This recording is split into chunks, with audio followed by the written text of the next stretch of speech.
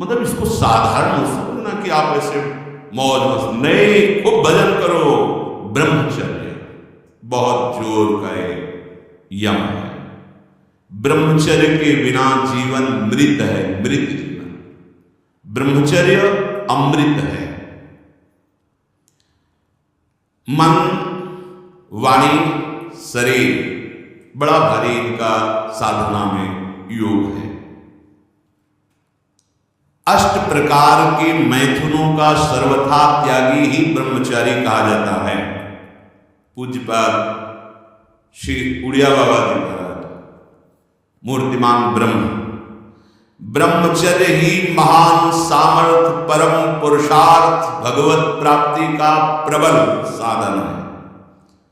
परम सुख का, परम शांति का, परम स्मृति का, महान धृति का ये प्रधान साधन ब्रह्मचर्य है।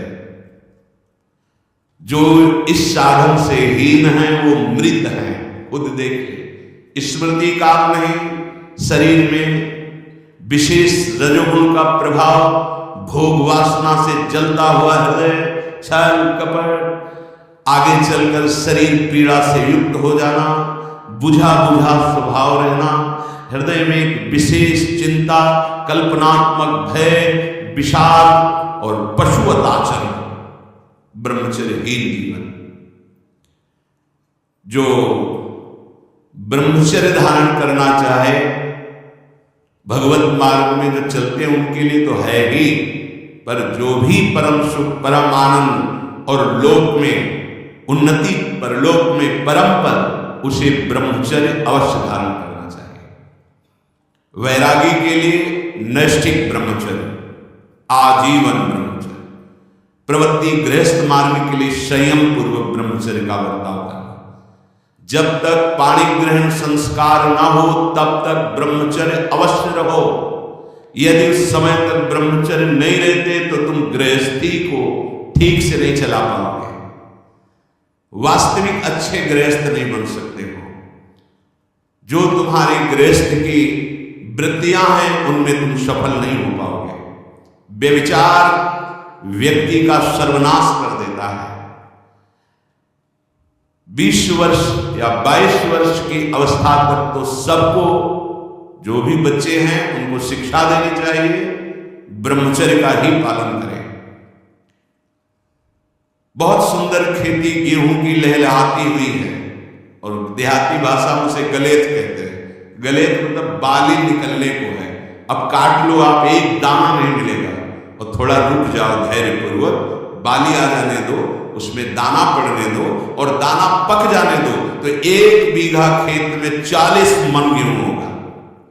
ऐसे ही जो आप 13-14 वर्ष की अवस्था से आपके अंदर परिवर्तन होता है, एक भोगाकर्षण होता है सबके अंदर, जो इस भूमि में जन्मा है, या भगवान या भगवत प्राप्त महापुरुष कारक पुरुष, उसकी बात तो अलग है।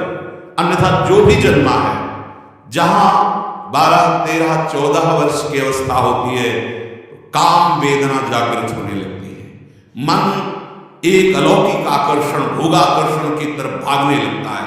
एक चाह होती, कोई हमारा ऐसा दोस्त हो, कोई हमारा ऐसा प्यारा हो जिसको हम अपना जीवन समर्पित करें। ऐसा होता है, एक माया का ऐसा आकर्षण होता है।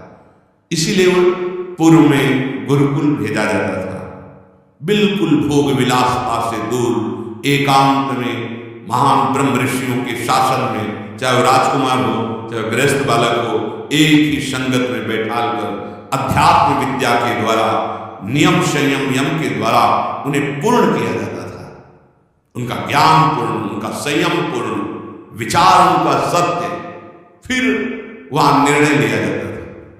अब मैं आजीवन नैष्ठिक ब्रह्मचारी रहकर संन्यास लूंगा, अब मैं गृहस्थ में जाऊंगा। दोनों की पद्धतियां थी। गुरुजनों को संतुष्ट करके एक विरक्त मार्ग में चले जाते, गृहस्थ मार्ग में। जो गृहस्थ मार्ग में जाते, पाणी ग्रहण हुआ, उसमें भी गुरुकुल में रहकर शिक्षा मिली है, कब, कैसे, किस विधान से हमें ब्रह्मचर्य का गृहस्थ में प्रयोग करना है। ऐसा नहीं कि मनमानी व्यभिचार प्रवृत्ति। यहां तो अब ऐसे आचरणों की बढ़ोतरी हो रही, जहां शास्त्र, संयम, गुरुजनों की आज्ञा, इनका तो कोई महत्व ही नहीं रह गया है।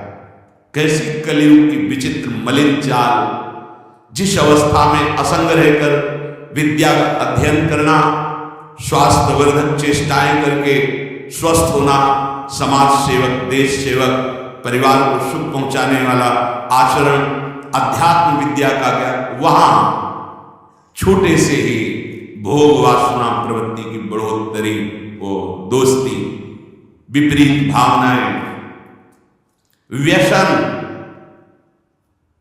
समलो भाई, सबसे हाथ जोड़ के कह रहा हूं, बहुत कीमती आपका जीवन है, जिस जीवन को छोटे छोटे बच्चे गांजा, भांग, अफीम, ड्रग्स, चरस, ये क्या हो रहा है?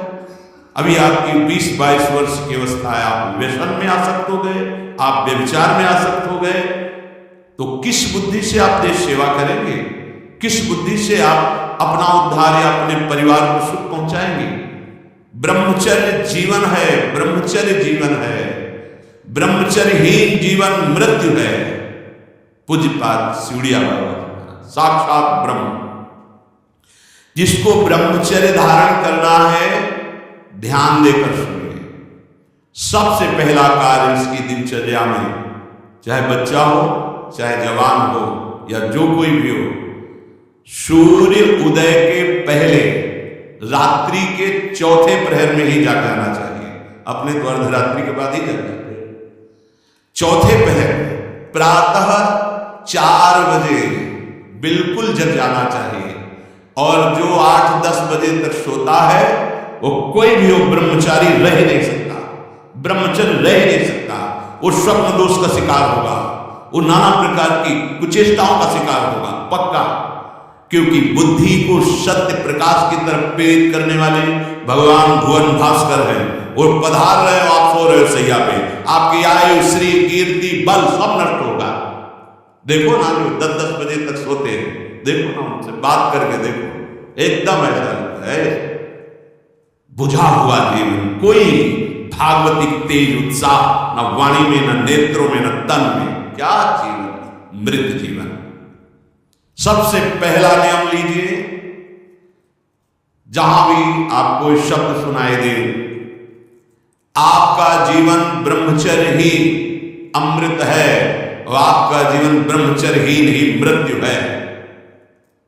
ब्रह्मचर्य रहने के लिए आपको अपनी दिनचर्या सुधारनी होगी।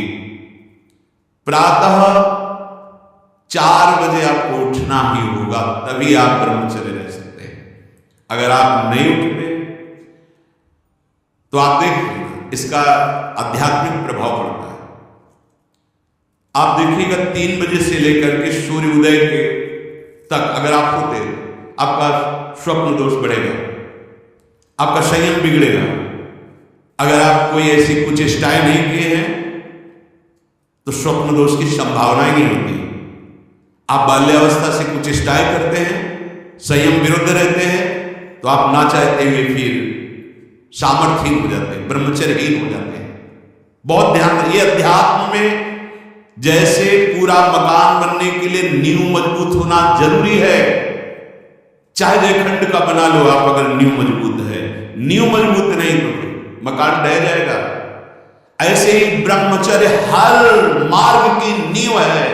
चाहे जिस मार्ग में चलना चाहो, चाहे जिस संप्रदाय में चलना चाहो, चाहे लौकिक मार्ग हो या पारलौकिक, आपका ब्रह्मचर्य नींव है जीवन की। इसको मनोरंजन मत समझो। कैसी तुम्हारी दुर्बुद्धि, अपने हाथ से तुम अपना नाश करते हो। कैसी कैसी दुर्बुद्धि जागृत हो गई, सावधान। पूज्यपाद बाबा कह रहे हैं, जब प्रातः काल हो, कोई भी हो, अगर थोड़ी भी आस्तिकता है, तभी तो ब्रह्मचर्य की भावना आप धारण करोगे। तो उठकर पहला कार्य प्रभु का स्मरण। अपने तो प्रभु के स्मरण की सरसता प्राप्त करने के लिए पहले तो गुरुदेव और भक्तों का स्मरण, फिर प्रभु को। मोरे मन प्रवश विश्वासा, राम ते अधिक राम कर दासा। भक्त सुमिरन से भगवान बहुत जल्दी प्रसन्न हो जाते हैं। हरि को निजी यस्ते अधिक भक्तन यस पर प्यार। सबसे पहले महान भक्तों का स्मरण, उनसे हमें सामर्थ्य प्राप्त होती। जब उनका स्मरण करते हैं तो उनकी भजन शक्ति, उनकी कृपा शक्ति हमको बल देती है। हमारी दिनचर्या परम पवित्र और शास्त्र सम्मत होती है। फिर बिना, जैसे आजकल वो चल पड़ा है चाय का, बाबा मना करते हैं, ये दिनचर्या ब्रह्मचारी की नहीं होती कि आप सुबह उठे चाय पिए फिर सो, नहीं। हाँ, जल के लिए आयुर्वेद में सिद्धांत है, बिना कुल्ला मंजन किए आप जल पिए तो जो मुख में, वो आपके उदर को साफ करेगा जाके, आपके उदर को रोग रहित करेगा जाके। अधिक से अधिक पानी, अधिक से अधिक। अगर उल्टी हो जाती तो और अच्छा होता है। जैसे आप पिए 2-4-10 कदम पहले आपको उल्टी लगे, अगर उल्टी कर दिए तो बहुत अच्छा होगा, क्योंकि पित्त और सब गर्मी निकल गई, नहीं हो रही, बच गया है। फिर इसके बाद आप शौच स्नान आदि क्रिया कीजिए। फिर पवित्र जब शरीर हुआ तो जैसे भजन आवश्यक है वैसे व्यायाम आवश्यक है, वैसे प्राणायाम आवश्यक है, वैसे आपको 2 किलोमीटर दौड़िए। कुछ शारीरिक ऐसा व्यायाम, कुछ ऐसे भी व्यायाम करते हैं। ये कोई व्यायाम पैर से बस, ये कोई व्यायाम का मतलब पसीना निकले शरीर से, आपके शरीर में बस 1-2 किलोमीटर दौड़िए। अच्छा, बाहर दौड़ने के लिए तो जगह जगह ऐसी सुविधाएं आजकल हो गई, वो ट्रेडमिल, हाँ उसमें, और ऐसे कुछ साधन है जिससे करिए। ये भजन है। अगर शरीर स्वस्थ है, पुष्ट है, तो आप भगवत सेवा, देश सेवा सब कर सकते हैं। व्यायाम और जैसे भजन आवश्यक। अगर तुम्हें व्यायाम ही करना है, तुम जवान हो और 3-4 खंड की सीढ़ी, तो नीचे आओ, नीचे से ऊपर 11 बार उतरो, दौड़ो, अभी व्यायाम हो जाएगा। नीचे सीढ़ी से शुरू करो और ऊपर तक जाओ, फिर नीचे आओ, 11 बार कर लो, देखो पसीना आ जाएगा, दौड़ो। ब्रह्मचारी बनना है तो ब्रह्मचर्य बचाने के लिए भी तो चाहिए ना। अब आधा घंटा पद्मासन, 30 मिनट कोई बहुत नहीं होता, बैठ करके आप प्राणायाम, विलोम जोगी, जो आजकल शिक्षाएं भी दी जाती है इसकी, आप उसको कीजिए। आसन पे बैठिए, आपका शरीर स्वस्थ रहेगा। फिर अगर आप विद्यार्थी हैं तो जैसे हम शास्त्र स्वाध्याय करते हैं उसी भावना से आप आप देखो, अगर स्मृति आपकी प्रवीण ना हो तो बताना। और आहार आपका सात्विक। छोटे छोटे बच्चे चाय काफी, ये अवस्था है बच्चों की, चाय काफी क्या, अब 50-60 की अवस्था हो गई, शरीर वो ठीक है, ऑफिस में बहुत काम पड़ रहा है, ठीक है। अब नए नए बच्चे हैं, चाय काफी और ये व्यसन, भला ब्रह्मचर्य रह पाओ, वैसे रह जाता है। परम पवित्र विचार वाला, परम पवित्र आहार वाला, परम पवित्र जब आपकी चेष्टाएं, तब इस महान शक्ति को धारण किया जाता है। ऐसे थोड़ी होता है। बड़े बड़े महापुरुषों से मिल मिलकर, रो रो कर प्रार्थना करके आप बताइए, उपाय बताइए जिससे हम अपने साधन संयम को नियमित संयम में रख सके, ऐसे भाव से चल सके। आपको तो बिना किसी प्रयास के सुनने को मिल रहा है महापुरुषों की बातें। बिल्कुल सब आप रह के देखिएगा, एक नवीन उत्साह। और हारिएगा नहीं। आपने यदि गलत संस्कार बना लिए तो हारिए मत। कुछ समय तक बिना चाहे वो अभ्यास आपको गिराएगा, लेकिन आप बिल्कुल नियम संयम में दृढ़ रहिए, धीरे धीरे शांत हो जाएगा। ये आप धीरे धीरे शांत हो जाएगा। अब आपकी दिनचर्या में 2 प्रकार के ब्रह्मचर्य, एक आजीवन ब्रह्मचर्य, तो वैरागी का तो आजीवन ब्रह्मचर्य होता है। जो प्रवृत्ति गृहस्थ मार्ग में, उनका संयम का होता है। शास्त्र संयम के अनुसार बर्ताव करे तो उसका जीवन बड़ा सुखमय जाएगा। केवल मन के अनुसार चलने पर कि आप गृहस्थ, तो आपके लिए छूट नहीं। देखो, परम ब्रह्मचारी भीष्म जी अपहरण करके स्वयंवर में जीत कर राजकुमार, वो एक राजधर्म है, मैं ले जा रहा हूं राजकुमारियों को महाराज विचित्रवीर के लिए हस्तिनापुर के सिंहासन पर आरूढ़ है, जिसकी ताकत हो छोड़ा, वो राजाओं का है। अंबा ने तो अस्वीकार कर दिया कि या तो आपने अपहरण किया, आप स्वीकार कीजिए, नहीं तो मैं दो। अब वो संयम को भूल गए, महाभारत प्रसंग में है, लालच क्षमा रोग हो गया और मृत्यु को प्राप्त हो गया। बहुत सावधानी। ऐसा नहीं कि आप गृहस्थ में हो तो आप, ये कोई आपके लिए धर्म नहीं। धर्म संतान उत्पत्ति, भगवान की सृष्टि पूजा के लिए, वो भी संयम भगवत भाव में स्थित रहते हुए। ये मनुष्य जीवन ऐसे बर्बाद करने के लिए नहीं मिला है मन मानी आपको। यदि सत्संग नहीं सुनते, शास्त्र स्वाध्याय नहीं है, आस्तिकता नहीं है, तो चाहे स्त्री शरीर चाहे पुरुष शरीर हो, पशुता रहती है। क्या जीवन है? आजीवन ब्रह्मचर्य पालन करने की जिसकी इच्छा है, नैष्ठिक ब्रह्मचर्य, उसको किसी भी प्रकार से इन अष्ट मैथुनों का स्पर्श नहीं करना चाहिए, संयोग नहीं होने देना चाहिए। और जो गृहस्थ में भी, तो वो भी सावधान। पानी ग्रहण जिससे किया है वो भी समय मर्यादा के अनुसार। अष्ट प्रकार के ये मैथुन है। पहला, जब हम कोई गंदी बातें सुनते हैं, गंदी बातें देखते हैं, तब हमारे अंदर गंदी बातों का चिंतन होता है, फिर संकल्प बनता है। पहला, जो हम देखते हैं उस पर सुधार करो, जो हम सुनते हैं उस पर देखो। कोई ऐसी बात तो नहीं सुन रहे जो हमारे अंदर काम जागृत कर दे, कोई ऐसा दृश्य तो नहीं देख रहे जो हमारे अंदर काम जागृत कर दे, कहीं हम ऐसी कोई बातें तो नहीं बोल रहे हैं जो काम उत्तेजना प्रकट कर दे। तीन बातें। पहला, ध्यान दीजिए, इसी से भोग संकल्प बनता है। पहला, भोग संकल्प त्यागी। वो बनता कैसे? प्रधान बात, आपको ऐसा कोई दृश्य नहीं देखना जिससे आपके अंदर कामोत्तेजना जाकर इसका प्रभाव पड़ता है। अभी आप कोई ऐसी बात करुणा की सुने तो आपको रोना आ जाएगा। आप कोई ऐसा दृश्य देखें तो आपका हृदय पिघल जाएगा। आप वाणी से कोई ऐसी करुणा की बात कर, आपको रोना आ जाएगा। अर्थात आपके देखने, सुनने और बोलने का प्रभाव हृदय पर पड़ता है। यदि आपका देखना, सुनना और बोलना गंदा है, गंदे का भाव आप समझ रहे होंगे, कामोत्तेजना बढ़ाना वाला है, बेकार की बातें केवल ब्रह्मचर्य की होंगी, तुम ब्रह्मचारी रह ही नहीं सकते। आप देखो गंदी बातें, सुनो गंदी बातें, बोलो गंदी बातें, और आप ब्रह्मचारी रह सको, सवाल ही नहीं उठता। जैसे आप गंदी बात देख रहे हैं, सुन रहे हैं, आप कोई चेष्टा नहीं कर रहे, तो भी आप ब्रह्मचारी नहीं रह पाओगे। वर्णन हुआ है शास्त्रों में, एक मनोवाह नाम की नाड़ी है पूरे शरीर में। ऐसा कहीं जैसे पित्त की थैली होती है, ऐसी कोई ब्रह्मचर्य वाली थैली नहीं है। ये यहां हर नस नाड़ी में व्याप्त है सप्तम धातु। मनोवाह नाड़ी, जो ही आपका चिंतन विकारात्मक हुआ, वो नाड़ी घसीटती पूरे शरीर से उस सप्तम धातु को, और वो घसीट लिया, आपने क्रिया की या न की, आपका चिंतन बिगड़ हो गया। वो किसी न किसी बहाने से लघु शंका में, स्वप्न में, कैसे भी बाहर हो जाए, वो नहीं रुकेगा। संकल्प रहित, भोग संकल्प रहित हृदय कब होगा? जब आपका देखना, सुनना और बोलना पवित्र होगा। बहुत सावधान। आज सावधान होना तो बहुत ही कठिन है, क्योंकि मोबाइल है।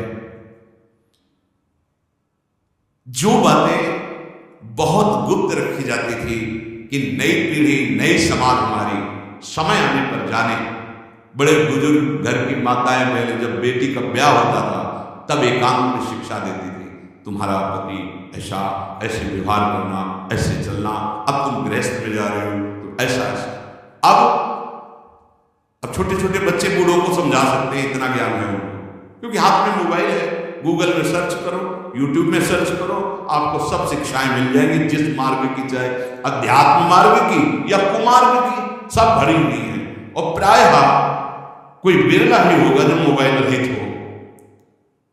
जैसे भगवान सर्वत्र विराजमान है, ऐसे माया ने सर्वत्र रचना कर दी। मोबाइल हर चीज में कुछ गुण है, कुछ दोष है। अगर मोबाइल रखो तो गुण ग्रहण करो, बहुत आवश्यक है। ठीक है, आप कहीं ऐसी जगह फंस रहे हैं, फोन कर दिए, सहयोग मिल गया, आप पुलिस को फोन कर सकते हैं, घर को फोन कर सकते हैं।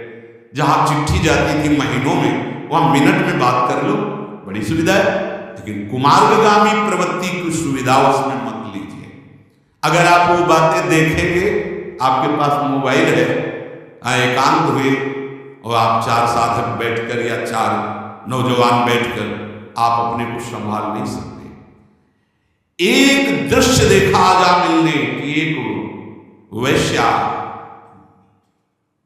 किसी के साथ जंगल में से, उस दृश्य ने नीच आचरणों में फंसा दिया। एक दृश्य देखा, सौभरी ऋषि ने मछली की 50 राजकुमारियों से ब्याह किया जाके मान्यता की। दृश्य ही देखने मात्र से भ्रष्ट हो जाना होता है। फिर आप उसको तो सर्च करके, इच्छा करके देख रहे हैं। हाथ जोड़कर प्रार्थना है, इस आग से बचो। ये आग तुम्हारे सुकृतों का नाश करके, तुम्हारी जीवनी शक्ति का नाश करके तुम्हें ऐसे चिंता, शोक, ऐसे दुख में फंसा देगी, फिर नहीं निकल पाओगे। ज्यादा शांतिरनंतरम, भगवान ने कहा, भोग के बाद शांति नहीं, तृष्णा पैदा होती है। भोग के बाद शांति नहीं मिलती है। कुछ क्षण के लिए वो कामना का भोग किया इसलिए शांत लगता है, फिर उसके बाद जो उसकी तृष्णा पैदा होगी, वो तांडव देख रहे हो उस तृष्णा का, पशुवताचरण। हम बातें बड़ी ऊंची ऊंची धर्म की करते हैं, लेकिन नींव नहीं है धर्म की। ये ब्रह्मचर्य पूर्ण जीवन के लिए अमृत पद है। चाहे गृहस्थी में हो, चाहे व्यापारी हो, चाहे किसान हो, चाहे, और विरक्त मार्ग का तो यही मुख्य ऐसा आधार है जिसके ऊपर वो विविध प्रकार की दैवी संपदा का अनुभव करता है। पहला है, जो आप देख रहे हैं, सुन रहे हैं, बोल रहे हैं, वो कामोत्तेजना वाला नहीं होना चाहिए, क्योंकि उससे आपके मन में संकल्प बनेगा। संकल्प भोग का बन गया तो क्रिया हो या ना हो, आप ब्रह्मचर्य नहीं रह पाएंगे। एक बार परमहंस स्वामी श्री ओंकारानंद सरस्वती जी महाराज, साक्षात मूर्तिमान ब्रह्म, नजफगढ़, कानपुर, गंगा के किनारे, बहुत ही ज्ञान संपन्न महापुरुष। तो हिम्मत करके पूछा गुरुजनों से, तो अपनी बात, महाराज जी, पूर्ण ब्रह्मचर्य रहने में कई ऐसे साधकों में परस्पर वार्ता कहते स्वप्न दोष हो जाता है, तो हम कैसे अखंड ब्रह्मचारी माने जाएंगे। महाराज ने वचन बोले, यदि आप कोई कुचेष्टा नहीं करते और कुछ काल के बाद ऐसा होता है, आपने स्वप्न में भी कोई गंदे दृश्य या गंदी भावना नहीं देखी, स्वाभाविक आप जगे ऐसा, तो बोले जैसे उफान आती है किसी वस्तु में, वो वास्तविक जो ब्रह्मचर्य, जो संतानोत्पत्ति वाला, वो नहीं निकलता है, उसके ऊपरी भाग का, उससे कोई हानि नहीं होती। यदि आपने कुछ चेष्टा पहले से अभ्यास की है और आपका स्वप्न में गलत संकल्प बन गया है, फिर वो वैसा माना जाएगा। इसलिए संकल्प का त्याग करे, कभी कुचेष्टा न करे। स्वाभाविक कभी खान पान बिगड़ गया या कभी स्वाभाविक ऐसे अधिक श्रम, अधिक थक जाने से ऐसा हुआ, तो बोले वो ब्रह्मचर्य खंडन नहीं माना जाता, ऐसा होता है। दूसरा, अब हम सामने तो आंख नहीं मिला रहे काम भाव से, लेकिन हम छुप करके किसी शरीर को देख रहे हैं। इस किसी शरीर का प्रयोग इसलिए किया कि चाहे जो साधक हो, जिस भावना का साधक हो, काम भाव से किसी भी शरीर को देखना, वो उसके लिए अष्टमैथुनों में आता है और वो ब्रह्मचर्य नहीं धारण कर पाएगा। भावनाएं हैं अलग अलग, काम भावना का अलग अलग आरोप शरीरों में किया गया है। समय परिवर्तन के साथ बुद्धि का परिवर्तन होता जाता है, कामनाओं का अलग रूप होता चला जाता है, जो हमने कभी शास्त्रों में नहीं पढ़ा वो देखने को मिल रहा है।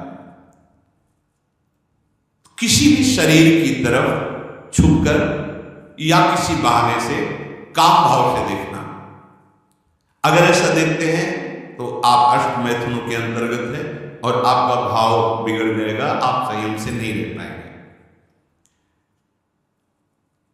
एक बार दृष्टि भूल से चली जाए, उसे देखना नहीं है। जैसे आप मान अचानक दृष्टि गई, बस आप हटा लीजिए। जैसे यमुना स्नान करने गए, गंगा स्नान करने गए, यहाँ जहाँ सब परिवार के परिवार स्नान करते, अचानक दृष्टि गई है, अब दोबारा नहीं देखना।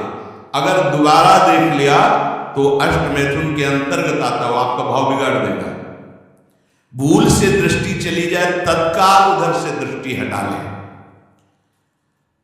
किसी भी माता बहन को जिसको जो गृहस्थ में पाणी ग्रहण किया वो अर्ध, इसके अलावा जहां भी दृष्टि जाए अपनी दृष्टि को सुधारना है। जैसे हम अपनी मां के पास रहते हैं तो क्या भाव, कोई गलत भाव थोड़ी है। अपनी बहन के साथ रहते हैं तो क्या गलत भाव आता है, वो तो राक्षस है जिसके अंदर गलत भाव है, वो मनुष्य थोड़ी है। अरे बहन बेटी माँ है तो परम पवित्र, इनके तो चरण रज माथे पे रखते हैं, माथा इनके चरणों में रखते हैं। देखो कितनी सुंदर रीति हमारी, हमने तो देखा है कभी बेटी से पैर नहीं छुआते थे पिता, पैर छूते थे। हाँ, बेटी के पैर छूते, देवी दुर्गा के स्वरूप मानते, एक कन्याएं जैसे भगवती का स्वरूप है ऐसा। और बहन जब राखी बांधती है भाई तो माथा रखता है, चरण छूता ही है, पूज्य भाव रखना। ऐसे ही जननी सम जान, ये सब भगवती अम्बा की अंशरूपा है। अपने लोग तो सब श्री जी की सखियां हैं, लाडली के दुलारी प्यारी सखियां हैं, अपने को ऐसा भाव।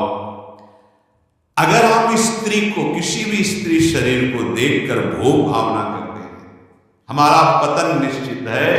कोई क्रिया हो या ना हो, ये चिंतन वाली बात है, ध्यान रखना। किसी भी माता बहन को भोग बुद्धि से, जैसे शास्त्रों में कहा गया नरकस्य नारी, बात है कि तुम्हारी भोग भावना जो नारी के प्रति है ये नरक पहुंचा देगी।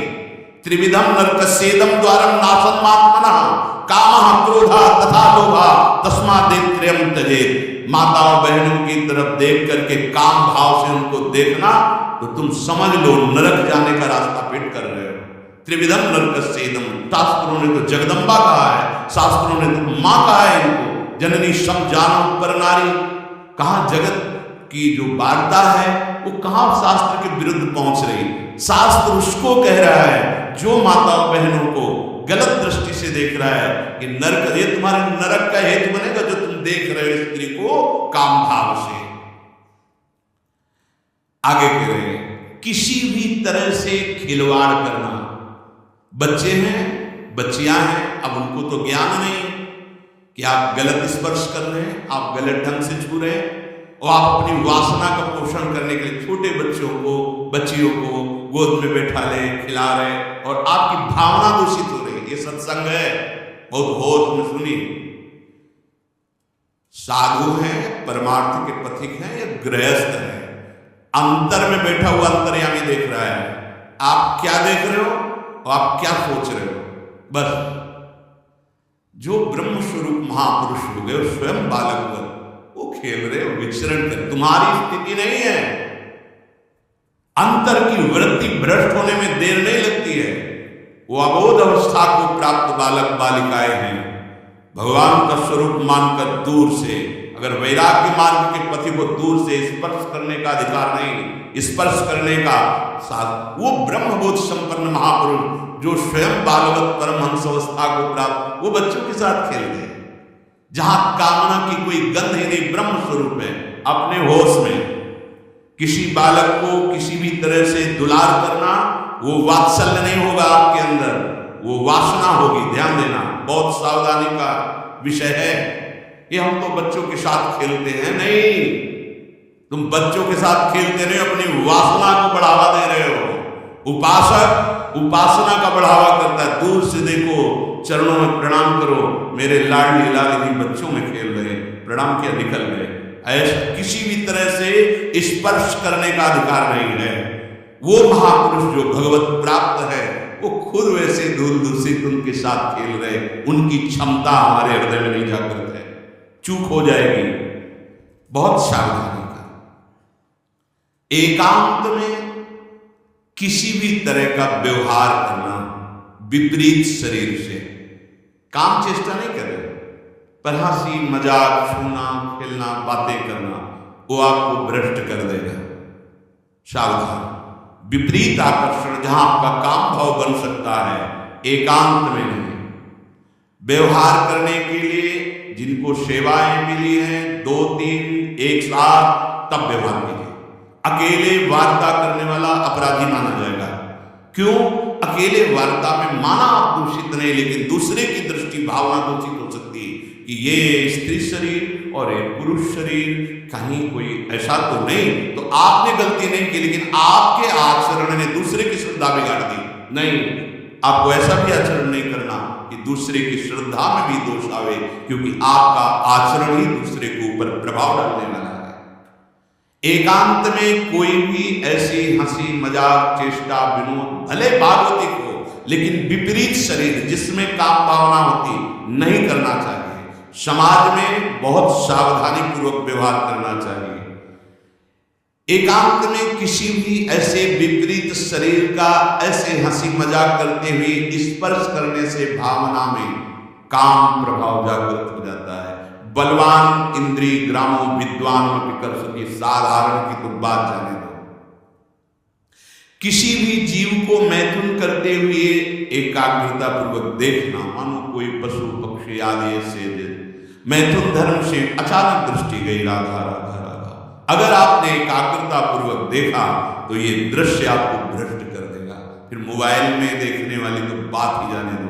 अचानक दृष्टि गई किसी पशु पक्षी आदि में, राधा राधा, अपनी दृष्टि नीचे की चलती है। अगर उसका चिंतन बना, उसको एकाग्रता पूर्वक देखे तो कुछ क्रिया नहीं होगी। मनोवाह नाड़ी इतनी सामर्थ्यशाली, जहां चिंतन हुआ काम का, वो पूरे शरीर से सप्तम धातु ब्रह्मचर्य आपका क्षीण हो जाएगा। बहुत सावधानी की जरूरत। वीर्य, प्राण, मन, इन तीनों का परस्पर घनिष्ठ संबंध है। एक भी स्थिर हो जाए तो तीनों स्थिर हो जाएंगे। ब्रह्मचर्य ठीक, मन एकाग्र और प्राण सूक्ष्म। सूक्ष्म प्राणों के द्वारा ही परम योग को प्राप्त किया जाता है। स्थूल प्राण बहुत खाना, बहुत चर्बी बढ़ाना, ये साधनों पैदा है। ऐसे आटा लगा दिया जाए उड़े ना, श्वास प्रश्वास चल रही, उस आटे पर धक्का भी नहीं लगना चाहिए, तब समझना चाहिए कि प्राणवायु सूक्ष्म हो रही। इन बातों को कोई ध्यान ही नहीं हो रहा, बस मनमानी आचरण। बहुत इतना खा लिया और उसी पचाने में पूरी शक्ति लग गई। भजन और एकाग्रता और इंद्रिय संयम को बात जाने, इतना खा। वीर, प्राण, मन तीनों का परस्पर घनिष्ठ संबंध है और उपासना में तीनों का बहुत बड़ा योगदान है। प्राण सूक्ष्म, देखो नाम जब आप श्वास लेते हैं आराम से और नाम चल रहा है, फिर श्वास आराम से, नाम चल रहा है। अब स्थूल प्राण है, बैठे हो, सुनाई दे रही आवाज प्राणवायु, सांप किसी फुसकार निकल रही, आप साधक है, आप उपासक, इतने स्थूल प्राण, तो आप मंत्र कहां चला पा रहे हैं? इसका मतलब मंत्र नहीं चल रहा।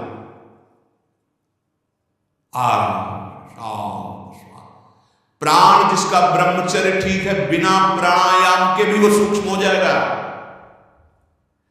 जिसका प्राण सूक्ष्म है, ब्रह्मचर्य ठीक है, मन को एकाग्र करने के लिए ज्यादा श्रम नहीं करना पड़ता। ये तीनों एक तार जुड़े हुए हैं। ब्रह्मचर्य ठीक नहीं, मन भयानक चंचल बदमाश होता चला जाएगा, गंदी से गंदी बात पेश करेगा आपके सामने, गंदे से गंदे आचरण करेगा, भूल जाएगा कि हम मनुष्य हैं, पशुवत आचरण में उतार देगा। ब्रह्मचर्य, प्राण, मन तीनों का परस्पर बहुत घनिष्ठ संबंध है। एक स्थिर कर लो, ब्रह्मचर्य बहुत गंभीरता स्वभाव में आ जाएगी। ब्रह्मचारी का स्वभाव गंभीर होता है, विचार परिपक्व होता है, स्मृति प्रवीण होती है उसकी, और हर कष्ट सहने की सामर्थ्य होती। गर्मी, सर्दी, बरसात, पीड़ा, अपमान, निंदा, वो महान शीतलता अंदर प्रदान करता है। मस्ती एक रहती है, और कहीं निरंतर भजन और ब्रह्मचर्य, फिर क्या दुर्लभ रह गया संसार में उसके लिए। इसलिए हमारे शास्त्रों ने, ब्रह्म ऋषियों ने ब्रह्मचर्य पर बहुत जोर दिया है। ब्रह्मचर्य रहने वाले उपासक को इन बातों का ध्यान देना चाहिए। यदि कब्ज पेट में रहेगी तो बिना क्रिया के भी ब्रह्मचर्यहीन होने लगोगे। गर्मी बर्दाश्त नहीं जाता। ये जितने नए पदार्थ पाने वाली लोलुपता है, ये सब ब्रह्मचर्य नाश करने वाली है। ये जो आप जिसे पिज्जा कहते हैं, इसमें जो ऊपर लेप लगाए जाते हैं, जो बनता है वो गरिष्ठ है, बहुत गरिष्ठ है, पाचन तंत्रों पर भारी प्रभाव बनाकर एक कब्ज बनाने वाली चीजें। आपको ये 32 दांत दिए गए, वो अच्छे चबा चबा के लुब्धि में थोड़ा खाओ, बहुत देर चबा कर स्वाद लेकर के अंदर जब किया तो जो मुख में पाचन, यहाँ वो जो थूक आदि निकलते हैं उससे ऐसे रस होते हैं जो उसको पाचन करते हैं। बहुत संभाल, ये भोजन का बहुत योगदान है। अगर कब्ज हो रही है तो ये अनुभव में लाई हुई वस्तु है, ये ईशबगोल की भूसी और छोटी हर, जैसे 1 चम्मच 1.5 चम्मच ईशबगोल की भूसी, और अगर आप पहली बार को आधा चम्मच वो हर छोटी वाली हर मिला लीजिए और 250 ग्राम दूध में पाकर शहर में, वो ऐसा नहीं करेगा कि आपका एकदम पेट साफ कर देगा। 10 दिन 15 दिन लगा, वो धीरे धीरे आपके हाथों से वो ऐसा, ये सेवन किए, बहुत समय तक सेवन किए, क्योंकि कभी ऐसे जैसे रूखा सूखा मिला, कभी ना मिला, तो ऐसे कब्ज की तो ये पास रखते थे, थोड़ा ईशबगोल की भूसी और हर। दूध ना मिला तो थोड़ा पानी से ले लिया, थोड़ा कम प्रभाव पड़ेगा, पर वो धीरे धीरे। अति ऐसी औषधियां जो हाथों को जाके, वो भी नहीं ठीक है, क्योंकि वो सीधे इतनी गर्म होती है, ब्रह्मचर्य का नाश कर देगा। बहुत संयम की आवश्यकता है ब्रह्मचर्य के लिए। तो कब्ज मत होने दीजिए, और जल की कमी नहीं होनी चाहिए। 2.5-3 लीटर जल तो होना चाहिए। आपकी जो एसिड बनती है, आप लोग शंका शुरू होती है, उससे आपके स्वास्थ्य को लाभ मिलता है। सुबह से शयन तक 2.5-3 लीटर पानी पीना ही चाहिए, यदि आप संयम से चलना चाहते हो। मैदा और गरिष्ठ वस्तुएं, चाय और कॉफी ब्रह्मचारी के लिए निषेध है। हम नौजवान बच्चे हैं, चाय और कॉफी ये काहे को? 60-50 की अवस्था है, शरीर थोड़ा रुग्ण जैसा, तो आप चाय आदि ले लीजिए। आपको चाय की क्या आवश्यकता है? आपका तो ब्रह्मचर्य खुद इतना पावरफुल, चाय और कॉफी तो विघ्न है आपके लिए। बहुत कलियुग का बड़ा भारी प्रभाव है। आगे कह रहे हैं कि अत्यंत आवश्यक हो तो शरीर जिसका रोगी है उसकी सेवा के लिए अगर आपको सेवा लगाई गई, या किसी को सेवा कार्य के लिए ऐसे बकाया किसी को स्पर्श मत करो, क्योंकि सबके शरीरों में परमाणु होते हैं, अपने अपने स्वभाव, अपने अपने आचरण, शरीर में, वस्त्र में, शैया में। एक विश्राम स्थली जो आपकी शैया है, आप कैसे सोते हैं उसमें उसके परमाणु हैं, वस्त्र में परमाणु है, शरीर में परमाणु है। अगर आप ऐसा ही व्यवहार रखेंगे तो आप लड़ नहीं पाएंगे, आपके परमाणु इतने पुष्ट नहीं होंगे कि आप विकारों पर विजय प्राप्त करें। स्वाभाविक भीड़ में कोई छू रहा हो बात अलग है, हमें छूने की चेष्टा, अगर किसी रोगी की सेवा तो फिर विचार नहीं करना है, कोई सेवा में है तो हमें विचार नहीं करना है। स्वाभाविक ऐसे हंसी मजाक या व्यवहार में हम बचें, स्पर्श से बचें। यहां वो छुआछूत वाला स्पर्श नहीं, अपने परमार्थ को पुष्ट करने की बात है। कभी किसी को मजाक में भी अश्लील बातें मत करो, मजाक से भी। जैसे हंसी मजाक में आप ऐसे, उसका प्रभाव पड़ेगा, वो शब्द है, वो आपके अंदर पहुंचेगा, मनन करेगा और फिर वासना जागृत कर देगा। आप कोई ऐसे कपड़े बनावटी मत पहनो, आप अपने शरीर की वेशभूषा ऐसी मत बनाओ, आप ऐसे शौकीनी प्रकट मत करो जिससे तुम्हारा शरीराभिमान पुष्ट हो, इससे काम बढ़ेगा, इससे वासना बढ़ेगी। बाबा कह रहे हैं कि ऐसे कपड़े, ऐसी सजावट, ऐसी बनावट, ऐसे लेपों के लगाने से शरीराभिमान पुष्ट होता है और आपकी काम वासना बढ़ती है। शरीर मन बुद्धि किसी की भी उन्नति नहीं होती जो शरीर सजाने में, शरीर के, उससे सब बिगड़ जाता है। देहाभिमान, देह भाव पुष्ट होता है, देह भाव पुष्टता में ही सारे विकार अपना राज्य करते हैं। बहुत सावधानी की जरूरत है, बहुत सावधानी। बड़ा पवित्र वेश, पवित्र वस्त्र पहनो, सावधानी पूर्वक चलो, इससे कोई वीआईपीपना प्रकट नहीं होता। इससे आपकी मन की, आपकी बुद्धि की, आपकी चित्त की दशा गलत मार्ग में चली जाएगी, क्योंकि शरीर भाव आप पुष्ट कर रहे हैं, शरीर का दिखाना, शरीर का सजा। हम ये नहीं कहते कि आप बाबा जी बन जाओ, आप सब पूरे मुख में रज लगाओ, ये तो हम लोगों के लिए, पर आप उचित ऐसी सभ्य पोशाक हमारे देश की रही है, बड़ी मर्यादापूर्ण रही है, आप उस पर ध्यान दीजिएगा। क्योंकि आप ऐसे जैसे शरीर सजाना से, इससे आपको दुख मिलेगा, आपका मन वासनामय हो जाएगा, आपकी भावनाएं दूषित हो जाएगी। संत समागम तो शरीर राग नष्ट करने के लिए, परमानंद आप भजन करो, देखो आपको ऐसा सौंदर्य प्राप्त होगा, अंदर आपका ऐसा सुंदर रूप होगा। देखो आचार्य चरण कहते लक्ष्मी कोटि विलक्ष लक्षण लसन लीला किशोरी सतई रागाधम ब्रज मंडली मधुरम राधा। जो हमारी स्वामिनी जी के दासी भाव को प्राप्त होता है, उसको इतना सुंदर रूप मिलता है कि करोड़ों लक्ष्मी आश्चर्यचकित हो जाए, ऐसा राधा दासी का स्वरूप होता है। इधर आओ, इतना सुंदर रूप प्रिया प्रीतम का, इतना सुंदर रूप आपका, और ऐसे महासुख में निमग्न होना। ये चमड़ा सजाते रोज सजाते तो कितने जन्म बीत गए, और इसी चमड़े में आग लगाई जाएगी, यही चमड़ा गाड़ दिया जाएगा। प्यारे कुछ समय के लिए मिला है, इसी से तो राग मिटाने का अवसर है, आप इसको सजा के और वासनाओं के खेल में उतर रहे हो, कितनी बड़ी हानि कर रहे हो। अभी आप समझ नहीं रहे, इसलिए आपको बुरा लग सकता है कि हमारे पहनावे पे बोल रहे हैं, हमारे ऐसे नहीं। आप अच्छे से अच्छे कीमती वस्त्र पहनिए, पर उसकी सादगी होनी चाहिए। आप अच्छा पाइए, आप अपने उचित शरीर का श्रृंगार कीजिए, सुंदर मनुष्य शरीर मिला है। देखो जो पशु श्रृंगार करने योग्य नहीं, वो तुमसे भी सुंदर हो गए, कैसी रंग बिरंगी है, कैसा बाल, और देखो सब एकदम सुंदर भगवान रचा, उन्होंने रचना की है, तो आपके तो हाथ है, आप अपना, पर उतना जिससे आपका हृदय मलिन होकर वासनाओं के प्रवाह में न बह जाए, या हमारे को देखकर किसी के हृदय में ऐसा गंदा भाव न आ जाए। दोनों अपने को बचाओ और दूसरों को भी। जो तुम्हारे मन में काम भाव पैदा कर दे, ऐसे पदार्थ मत पाओ। अनुभव करो, भोजन पाते हो, पाने के बाद भजन में मन लग रहा है या वासना में जा रहा है? वासना में जा रहा तो क्यों जा रहा है? क्या तुम नया पदार्थ पाया और उस पदार्थ को जीवन भर के लिए छोड़ दो? अनुभव करो, जब कभी किसी साधु को पवाना हो तो नाम कीर्तन करना, कोशिश करना कि आपका चिंतन भी भागवती हो, क्योंकि उसका प्रभाव पड़ता है।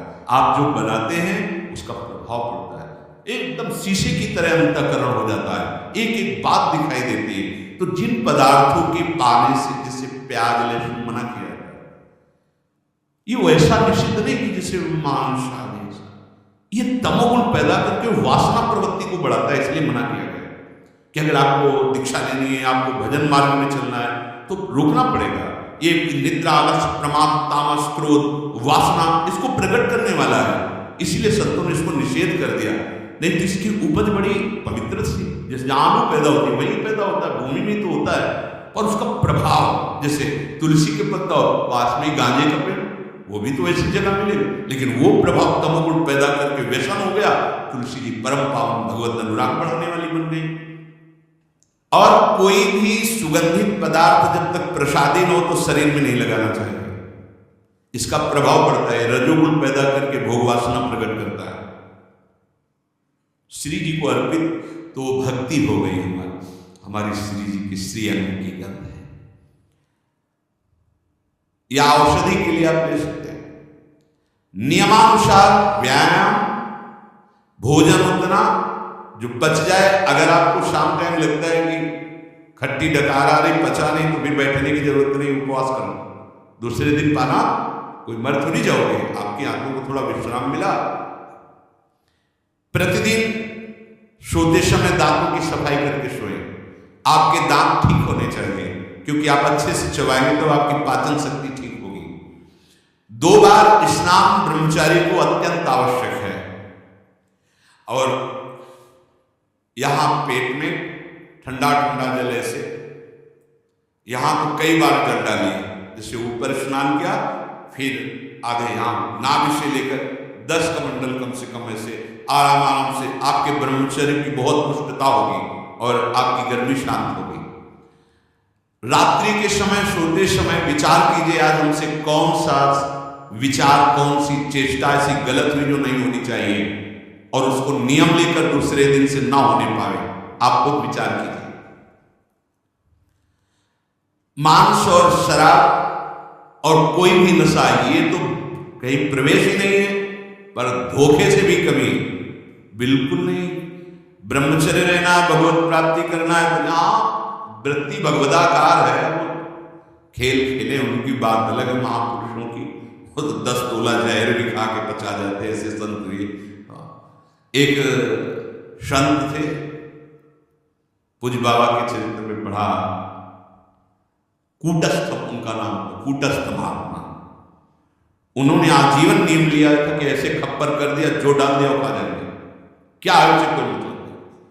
तो कुछ उद्दंड लोग जब उस नगर में गए और ये बात सुना, तो उन्होंने विषैला सांप पकड़वाया और उसको उबाल करके हाथ में आया, ऐसे देखा और मुस्कुराए। जो महापुरुष है, उनकी क्षमता, उनकी स्थिति वो अपने में है। उसमें लिखा एक दिन जंगल में किसी पेड़ के नीचे बैठे थे, किसी गांव में चोरी हुई थी, लोग उन चोरों का पीछा किए हुए थे, और आराम से बैठे थे, इनके पास आए, बोले तुम भी इन चोरों में शामिल थे? उनका तुम्हें जो दिखाई दे रहा है तुम देखो, तुम्हें क्या दिखाई दे रहा है? बहुत गुस्सा, अंधेरा था, बहुत गुस्सा है तेरे अंदर, और डंडा चलाया। जब एक ने कहा देखो तो कौन है, तो फिर वो तुम महात्मा हो? बोले तो तुम निर्णय करो कि कौन है। अरे बोले गलती हो कोई बात नहीं, जब कुछ नहीं, पीट रहा है तो कुछ नहीं, उसमें जहरीला सांप दे दिया तो कुछ नहीं। अब एक हिमालय की तरफ जा रहे थे, उस समय सिंह दहाड़ा, तो ऐसे छड़ी लिए थे, ऐसे खड़े हुए, बोले सुनो, अगर तुम्हारा आहार निश्चित हो गया है शरीर, तो तुम्हें हल्ला मचाने की इसे खा लो, और नहीं हुआ तो चले जाओ। वो चल रही, वो चल रही, भले स्थिति है। तो हमको अपने कोई भी व्यसन साधना में, देखो सबसे पहली गलती तो ये होगी कि वो व्यसन हमें अपना चिंतन कराएगा। समय में हमें कोई व्यसन नहीं करना। और ध्यान से सुनिए, ब्रह्मचर्य पालन के लिए इमली और खट्टे पदार्थ बिल्कुल जहर है ब्रह्मचारी के लिए। ब्रह्मचर्य पालन के लिए लाल मिर्च, प्याज, लहसुन, गरम मसाला, जो सब्जी ये बढ़िया हो। दोपहर में भोजन के पश्चात 15 से 30 मिनट तक विश्राम, सोना नहीं, करवट उड़ाए मध्य में, बाएं में उठ के बैठे, दिन में नहीं सोना। जो रात्रि में सेवा करते हैं उनके लिए छूट है। अब रात्रि में बंगला बना रहे श्री जी का, या जो सेवा परायण है, जिनका सीधा अखंड नाम कीर्तन हो, अब रात्रि में ही कीर्तन है, दिन में सोना नहीं, रात्रि में कीर्तन करना, तो चल कैसे पाएंगे? वो दिन में सोने।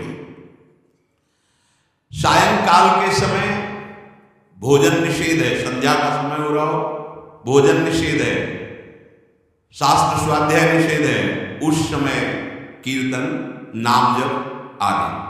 और रात्रि में भोजन पाने के 30 मिनट भ्रमण करें, भोजन पाने के बाद घूमिए, फिर शयन कीजिए। अगर ब्रह्मचर्य रहना नहीं, सब खा पी के और दूध पी के फिर सो गए, फिर नहीं ठीक रहेगा। दिन में उपासक को कभी नहीं सोना चाहिए, ये छूट उसके लिए जो रात्रि में सेवा परायण है, जगते हैं। यदि रात में आपको जगना पड़े तो अपनी नींद पूरी करने के लिए उससे कम समय में काम चला लीजिए।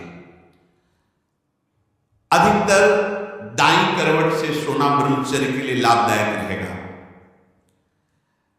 सोते समय भगवत चिंतन अत्यंत आवश्यक है। यदि आप सोते समय छूट दे दी तो गलत चिंतन उस समय जरूर होगा, और गलत चिंतन हुआ अगर सो भी गए तो धोखा हो जाएगा, और अगर जगते रहे तो धोखा हो जाएगा। सोने के समय ऐसे सावधान हो जैसे मरने वाला सावधान रहता है कि अब तो मृत्यु आ रही है, ऐसे सावधान। जब एकांत कर्म में तो बिल्कुल सावधान। उस समय क्या करते हैं हम लोग? असावधान हो जाते हैं, छूट दे देते हैं। अगर मोबाइल है तो मोबाइल में लगे, नहीं तो चिंतन मनन वो कहीं न कहीं भटकाव में आ जाएगा, भटकाव में आ जाएगा, आपसे धोखा हो जाएगा। बहुत सावधानी बात मान लीजिए, आपका एकांत परम पवित्र और सावधानी पूर्वक होना चाहिए।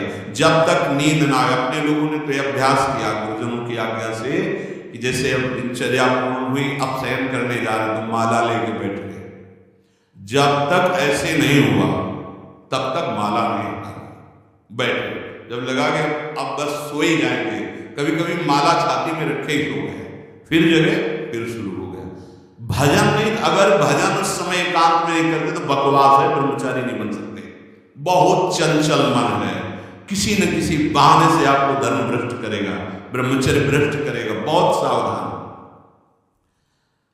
उपन्यास, अश्लील पुस्तकें, अब बाबा के समय तो मोबाइल नहीं चला था ना, नहीं तो वो भी लिख देते। ये कभी ना पढ़े, ऐसी कोई बातें न पढ़े, ऐसे कोई दृश्य ना देखे। ब्रह्मचर्य जो साधना है, इसमें व्यर्थ समय नष्ट करने वाला ब्रह्मचर्य नहीं रह सकता। आप अपने कार्य में रत रहिए, कार्य से विलग है तो आपका चिंतन ब्रह्मचर्य की पुष्टता के लिए भगवत चिंतन, महापुरुषों के चरित्रों का चिंतन, इससे आपकी बुद्धि प्रवीण होगी और आपके अंदर जो मनोवासनाएं हैं उनका नाश होगा। फिल्म, सिनेमा, नाटक देखने वाला कभी ब्रह्मचारी बन ही नहीं सकता। अब देख लो भाई, सावधानी पूर्वक। इसलिए ब्रह्मचर्य ये महान साधना की भूमिका है।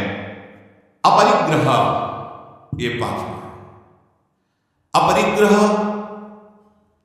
जितनी तुम्हारी आवश्यकता वास्तविक सेवन के लिए, उतनी वस्तु पर अधिकार रखो।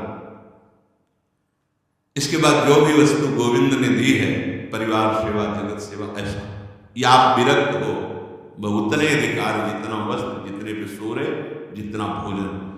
कल क्या मिलेगा यह हमें चिंता नहीं करनी है, हरि गुरु जाने। कल की अगर विरक्त को चिंता है तो वो विरक्त नहीं है। और गृहस्थ को चिंता होनी ही चाहिए कि कल परिवार कैसे चले। गृहस्थ का संग्रह प्रधान और विरक्त का संग्रह रहित। हरि गुरु जाने कैसे भरण पोषण करेंगे। अपरिग्रह ये बहुत बड़ी सिद्धि है। भोग्य वस्तुओं का अपने लिए संग्रह ना करना और भोगते समय ये ध्यान करना, शास्त्र आदेश है कि नहीं, कोई भी वस्तु पदार्थ अगर ऐसे रहा जाए तो कह रहे हैं कि अहिंसा का पालन करने वाले का प्रभाव पड़ता है कि उसके सामने हिंसक वृत्ति वाला भी आ जाए तो दैन्य हो जाएगा, हिंसा वृत्ति नहीं रहेगी। और सत्य का पालन करने वाला वाणी से जो बोल देगा वही हो जाएगा, पक्का पक्का। अगर आप झूठ नहीं बोलते और सत्य का पालन करते तो ठीक वैसा ही हो जाएगा। आस्ते जो इसने कभी किसी चोरी आदि, ये जो भी पीछे वर्णन हुआ, नहीं करता तो 7 दिव्य रत्न जो चाहेगा उसके अंदर संपत्ति के रूप में जागृत हो जाएगा। जैसा वैभव चाहेगा वैसा वैभव आ जाएगा। और ब्रह्मचर्य का पालन करने से शारीरिक मानसिक दिव्यता प्रकट हो जाती है और महान पराक्रमी संकल्प वाला बन जाता है। संकल्प वाला, भुजदंड भले ऐसे न हो पर उसका संकल्प ऐसा होगा कि जो चाहेगा वो कर सकता है, अध्यात्म बल परिपूर्ण। और अपरिग्रह, वो जन्म जन्मांतर की बातें जानने लगेगा। उसके अंदर ऐसा ज्ञान जागृत हो जाएगा कि भूत भविष्य वर्तमान तीनों काल का, जो केवल धर्म संज्ञक भोगों को भगवत प्राप्ति के लिए भोगता है और अपने लिए भोगों का संग्रह नहीं करता, समाज सेवा, परिवार सेवा, भगवत सेवा भाव, तो उसके अंदर ऐसा ज्ञान जागृत होता है कि जन्म जन्मांतरों की बातों को जान लेता है। ब्रह्मचर्य से सारी सिद्धियां जागृत हो जाती है। इसलिए परमार्थ के पथिक में बड़ी दिव्यता होती है। इन दिव्यताओं का जो आज वर्णन हुआ, इनका मनन करें और भगवत बल से इनको धारण करें। श्री राधा वल्लभ लाल।